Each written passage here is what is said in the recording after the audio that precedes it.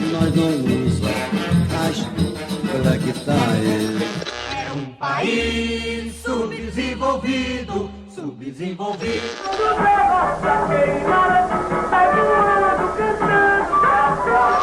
Os Yankes com seus tanques. Sieben Kinder und ein Kreis. Não podemos ser amigos ao mal vamos dar maldade. É um tempo de guerra, é um tempo sem sol. Olá, sou Kênia Miranda. Vou conduzir mais uma entrevista da série Na Trincheira com Iná para o portal Esquerda Online. Iná Camargo Costa é professora aposentada da Universidade de São Paulo, autora de vários livros, dos quais cito A Hora do Teatro Épico no Brasil e Dialética do Marxismo Cultural, tema sobre o qual conversamos na primeira entrevista. Naquela primeira entrevista, Iná nos provoca, como marxistas culturais, trabalhadores do campo da cultura, a lermos a produção cultural da humanidade com as lentes da luta de classes. Iná, pensar e fazer cultura sob a perspectiva da classe trabalhadora no Brasil significa partir de quais referências? Qual deve ser o nosso tema-chave de trabalho?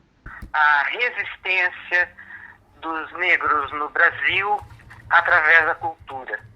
A primeira figura da resistência negra no Brasil é a religiosidade. Eles, tanto os convertidos ao catolicismo já na África e batizados, quanto os que não foram, aqui chegando ao Brasil, mantiveram as suas tradições religiosas. Como a etnia que primeiro foi vítima do processo de escravização foi o povo banto, a mais antiga manifestação religiosa negra no Brasil é a Umbanda, que é a religião dos banto. Associada à Umbanda e com material para longas discussões está a Quimbanda. Você não é capaz de entender a Quimbanda se não entender a Umbanda. Isto desde o século XVI, quando o comércio de escravos começou a trazer africanos para o Brasil. Portanto, de tudo o que a gente tem notícia em matéria de resistência cultural dos negros, a que tem que ser reverenciada, em primeiro lugar, é a Umbanda. O candomblé vem depois da Umbanda e, basicamente, ao longo do século XIX, quando os traficantes diversificaram os lugares de onde eles apresavam seres humanos e na região do Golfo do Benin começaram a traficar os povos Iorubá, Queto e outros.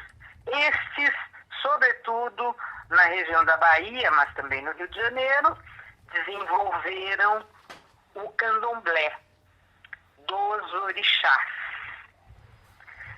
Por razões históricas que eu mesma não sou capaz de reconstituir, o assunto do candomblé e dos orixás acabou tomando conta do repertório e o repertório da Umbanda ficou em segundo plano. Mas eu estou falando de um processo que já tem, na altura em que a cultura do candomblé assumiu o primeiro plano, isto é tempo de perseguição religiosa pela Igreja Católica e, em segundo lugar, pela polícia, ao longo do século XX. Quem quer saber alguma coisa disso deve ler romances do Jorge Amado. Não vou dizer nenhum, mas o Jorge Amado conta muitas histórias de perseguição ao candomblé já na versão Iorubá, Queto e Nagô. Mais recentemente, e eu imagino que tenha sido na década de 50, pelo menos aqui em São Paulo, surge aqui no Embu o Candomblé Angola, onde eles operam as similaridades entre os orixás e os Inquice, que são os deuses da Umbanda. E então, atualmente, até onde eu sei, e não sou especialista no assunto, você tem Umbanda, Quimbanda associada, Candomblé Yorubá e, mais recentemente, Candomblé Angola, que inclusive faz as correspondências entre Inquice e orixás. Esse é o ponto fundamental, e se nós não entendermos esta história e não nos interessarmos por ela, não teremos sequer a capacidade de entender as outras manifestações culturais, que são inúmeras. Eu vou dizer uma ou duas, e terminando na que eu amo mais que todas. Então, nós temos em Minas Gerais, por exemplo, a congada. Se você não souber nada de Umbanda e Candomblé, você não entende a congada. Você tem lá no norte do Brasil o tambor de Minas. E você tem no Rio de Janeiro a escola de samba, que é a minha paixão. Aqui em São Paulo também tem escola de samba. E você tem o Carnaval da Bahia, que é uma coisa impressionante. E se você não entender minimamente Candomblé, você nem sequer entende os ritmos do Olodum, para não ir mais longe. Então, resumindo esta primeira intervenção, se nós, marxistas, não nos alfabetizarmos na tradição banto, na tradição iorubá, queto e nagô, nós nem ao menos teremos capacidade para entender diferentes gêneros de samba ou de músicas que são executadas no Carnaval da Bahia. Resumindo totalmente, os marxistas culturais não podem continuar como os descendentes de europeus analfabetos em matéria de cultura que se realiza no Brasil. E só para terminar com uma notinha de rodapé. Se a gente não souber que a acarajé é a comida favorita de Yansan, a gente não sabe o que está comendo. Isso só para começar. Das manifestações culturais que você citou, poderia falar um pouco mais sobre alguma delas? Eu quero desenvolver a questão do desfile de escola de samba. Por quê? Em primeiro lugar, os que não moram no Rio de Janeiro ou não têm contato com escolas de samba, no Brasil inteiro, né? Mas o Rio de Janeiro é o melhor exemplo.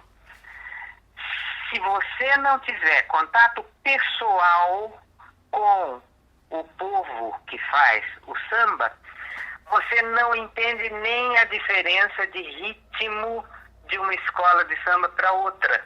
Porque a diferença de ritmo se explica pelo orixá da escola, ou pelos, no plural, pelos orixás da escola. Quem nunca assistiu a um ensaio de bateria de escola de samba, naturalmente tem que assistir com alguém orientando, né? Alguém de lá do samba. Quem não fez isso não sabe que mudança de ritmo, de batida, de função do tambor mais grave para o repinique, que é o mais agudo, não entende o que está acontecendo no desfile de escola de samba. Isto para pegar a base mais básica, que é a bateria. Pois bem, esta informação que eu estou dando de maneira abstrata, os jornalistas que transmitem pela televisão o desfile não têm e não têm interesse em ter.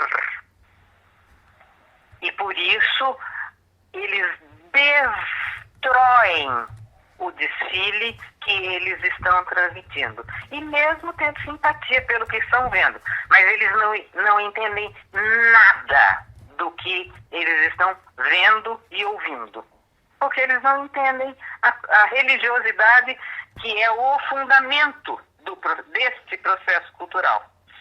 Com o exemplo da escola de samba, eu posso fazer, como marxista cultural, eu posso fazer a conexão entre tudo o que eu aprendi na escola de Frankfurt, sobretudo no plano da questão da indústria cultural, e demonstrar por A mais B que, para além do que Adorno e Horkheimer já escreveram, no caso brasileiro, da vida cultural brasileira, o mercado é inimigo da produção cultural. Inimigo. Ele destrói a produção cultural.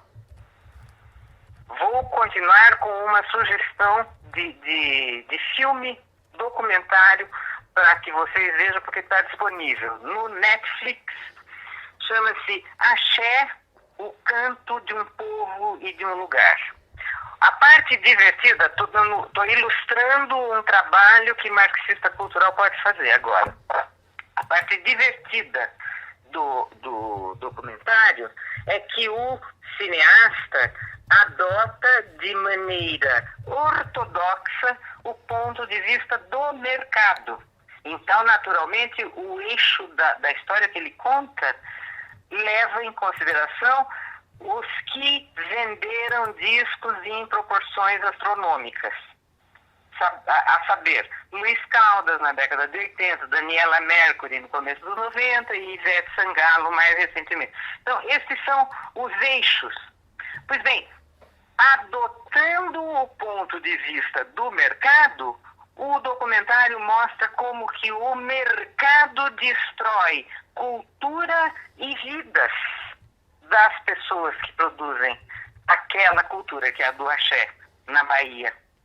E, naturalmente, como ele é adepto do mercado, estou falando do cineasta, hein? Que tem total simpatia pelo processo.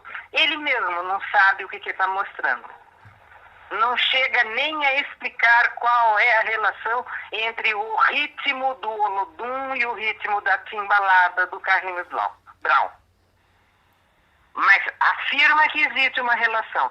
E, logicamente, o cineasta não sabe. Por quê? Porque ele não reconhece a base do candomblé que está por trás de toda aquela produção, desde a década de 70. Dei um exemplo de como que um marxista cultural pode e deve, pelos óculos da luta de classes, constatar como o mercado é inimigo da produção cultural relevante no Brasil. Você acaba de nos dar exemplos de como o mercado, a indústria cultural buscam apagar as referências negras e de resistência da cultura, transformando-as em mercadorias sem filiação. Poderia nos dar um exemplo oposto de como as lutas negras inspiram e aparecem na cultura brasileira?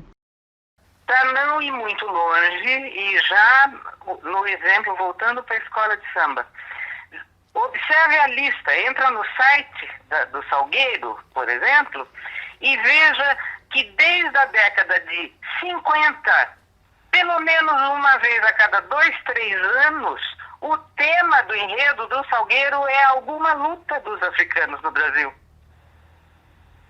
Então você tem sambas a perder de vista que falam das lutas, falam dos heróis do mundo negro no Brasil. O que é que o consumidor de música pautado pelo mercado não ouve e nem percebe? Esta raiz, este fundamento, a própria luta, os lutadores. E veja, temos simpatizantes e adeptos da causa. Vou dar um exemplo que todo mundo ama. João Bosco e Aldir Blanc, o mestre Sala dos Mares, cantando a luta do João Cândido, o almirante negro, que resistiu, liderou a revolta da Chibata no início do século XX. Isto é uma coisa de conhecimento generalizado, mas é preciso continuar a análise. Na verdade, a minha reivindicação para os marxistas que se interessam pela luta cultural é que as obras que vêm da tradição cultural negra no Brasil sejam analisadas com o mesmo nível de exigência que, por exemplo, o Roberto Schwartz dedica para a análise da obra do Machado de Assis. Porque a exigência é para os marxistas culturais. É um desafio que eles têm que enfrentar. Mostrar os fundamentos, a sofisticação e a qualidade altíssima das obras, independentemente delas terem ou não sido apropriadas pela indústria cultural. Porque o Mestre Sala dos Mares foi apropriado, mas ela continua sendo uma obra-prima da luta dos negros no Brasil. Iná, como e quando esses temas e problemas chegam à esquerda no Brasil? Nomeadamente a interface entre raça e classe.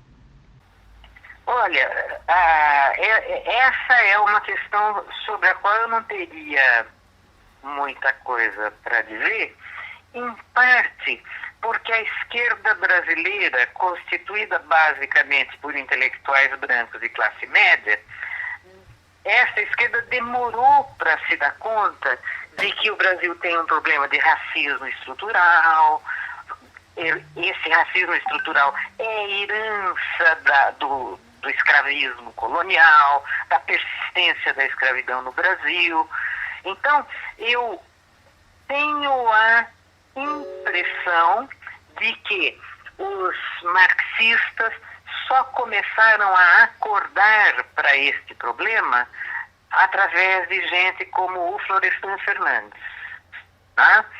E olhar de sociólogo trotskista, diga-se de passagem. Então, o Florestan Fernandes é um primeiro caso de exame do problema. Antes do Florestan Fernandes, teve o exemplo do Roger Bastide, é outro que precisa ser analisado, precisa ser lido, resgatado como um dos nossos ancestrais. E, naturalmente, na década de 50, foi o Abdias Nascimento, a grande figura a se confrontar na esfera cultural com a questão do racismo no Brasil. Aqui, o negro no Brasil como um problema de ordem racial, trabalhista e política. E por isso eu recomendo a leitura das obras do Abdias, né, e de todos os seus discípulos. Então, é uma questão que o marxismo cultural tem que enfrentar, tem que encarar e produzir as contribuições cabíveis, né? A nossa sorte é que hoje, na atual conjuntura, nós temos inclusive os companheiros negros que já estão neste jogo, né? Eu gosto de lembrar, por exemplo, o caso do Silvio Almeida, que é um maravilhoso analista do racismo estrutural do Brasil. Sem dúvida, um marco nesse processo é o Teatro Experimental do Negro. Você pode falar mais sobre ele e as suas contribuições para as experiências posteriores, como a do Grupo Arena? O Teatro Experimental do Negro tem um primeiro capítulo que é, por si só, deslumbrante, porque foi por meio de relações políticas e intercâmbios pessoais que o Abdias Nascimento obteve a autorização do Eugene O'Neill, nem mais nem menos. Eugene O'Neill era socialista, né? E ele escreveu uma peça que fez relativo sucesso nos Estados Unidos sobre a luta dos haitianos. A primeira revolução propriamente dita no continente americano. Ele se inspirou naquele processo e escreveu uma peça que é uma obra-prima, O Imperador Jones. Pois bem, o Abdias Nascimento conseguiu produzir uma tradução e o Nil autorizou a encenação no Rio de Janeiro, década de 50, sem cobrar direitos autorais. Isto se chama colaboração socialista, né? Ele abriu mão dos direitos autorais. E o Abdias ensinou esta peça. Então, para mim, isso já é, por si só, um marco, porque já de saída coloca a luta pelo direito dos negros, fazer teatro e tratar do seu assunto em cena, em aliança com um dos maiores dramaturgos dos Estados Unidos. Isto, para mim, é um acontecimento que tem que ser celebrado sempre que possível. Se alguém pegar a data da estreia da peça, deveria colocar esse dia como marco na luta negra no Brasil por emancipação social, econômica, política e cultural. Esse é o primeiro capítulo. O desdobramento que eu conheço mais, porque tem outros, né, é justamente a formação, a primeira etapa da formação política do Augusto Boal, que justamente por ter acompanhado a luta do Abdias no Rio de Janeiro, chegando aqui em São Paulo, logo depois do golpe de 64, que aqui tem uma longa história, mas resumindo, ele faz, junto com o Guarnieri e o Elo Lobo, uma das obras-primas do teatro brasileiro, que é o Arena contra Zumbi. Arena contra Zumbi é a luta do Quilombo dos Palmares, que é, na tradição negra, agora da memória cultural, que não deixa perder o lado da luta também, porque Quilombo era luta, você tinha religião para resistir, e Quilombo para fugir e se reorganizar numa sociedade alternativa à da escravidão, né? Pois bem, em 1967, nós temos Arena contra Zumbi no teatro brasileiro. E aqui também tem um dado histórico, porque é a primeira vez que o teatro no Brasil, teatro convencional, no registro comercial, mercado e tal, trata de um assunto dessa natureza. Isto também não é pouca coisa. Em um país como o Brasil, que a maior parte da classe trabalhadora é negra e sofre opressão histórica, o racismo é um tema fundamental na luta cultural? Sem a menor sombra de dúvida. O racismo precisa ser denunciado em todas as suas manifestações. E o trabalho cultural é um setor onde isto pode ser feito das mais variadas formas. Porque tanto a denúncia do racismo quanto o elogio à luta são maneiras de se confrontar com o racismo, que no Brasil é estrutural. E veja, isso interessa tanto para os negros, propriamente, quanto para os mestiços, como é o meu caso, eu me incluo entre mestiços, né? Quanto para brancos, digamos descendentes de italiano aqui em São Paulo. Se você é trabalhador, você tem interesse por esta luta em todas as suas figuras, incluindo a da denúncia do racismo. E é bom lembrar que no caso de São Paulo, você não tem racismo só contra negro, embora ele seja o mais grave e o mais sério. Aqui em São Paulo você tem racismo ou preconceito contra imigrantes de um modo geral, italianos, japoneses, chineses, Chama xenofobia isso. Agora, veja o ridículo, e é ele que precisa ser denunciado. O ridículo da xenofobia no Brasil. Um país que foi construído à custa do genocídio dos nativos.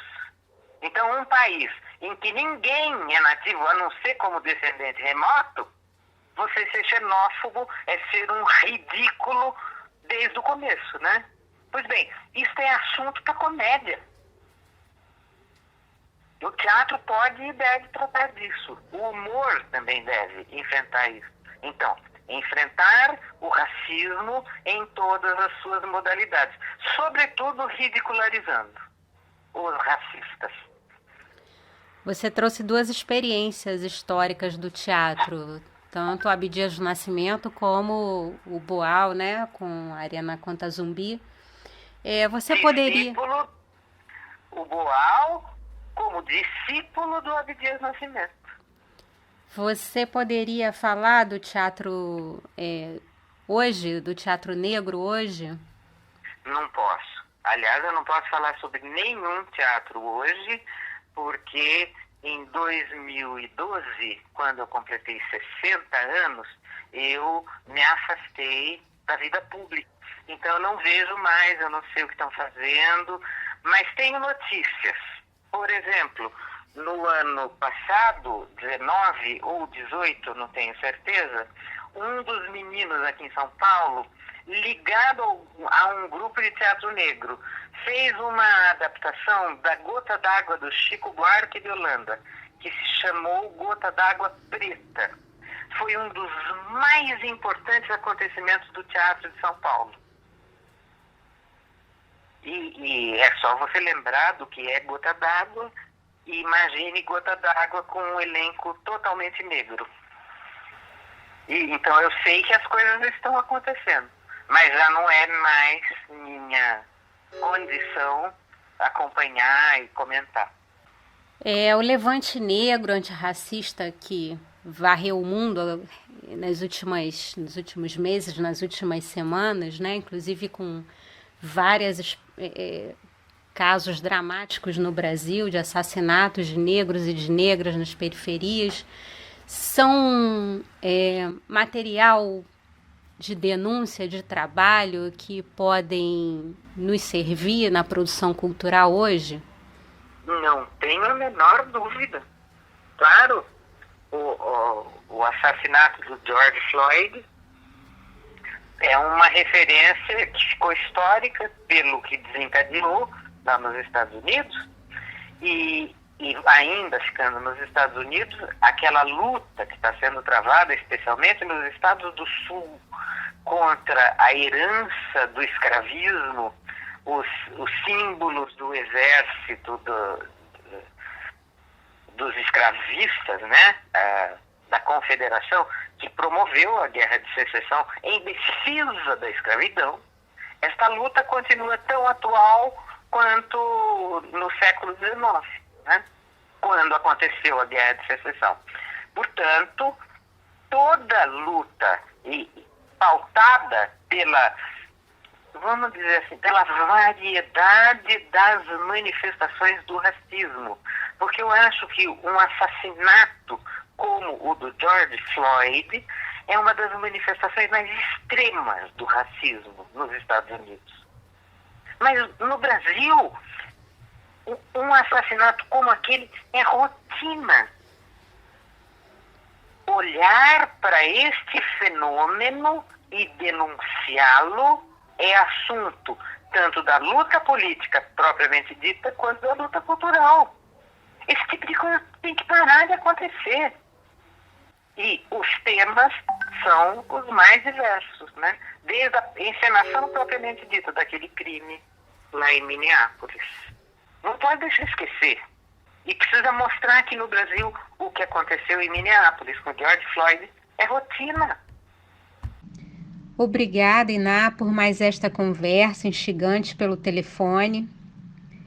Aproveito para convidar nossos ouvintes a participarem da campanha de financiamento coletivo no site, que é o benfeitoria.com/esquerda online recorrente. como forma de fortalecer este projeto de mídia independente de esquerda. E fica o convite para o 3º episódio da série Na Trincheira com Iná.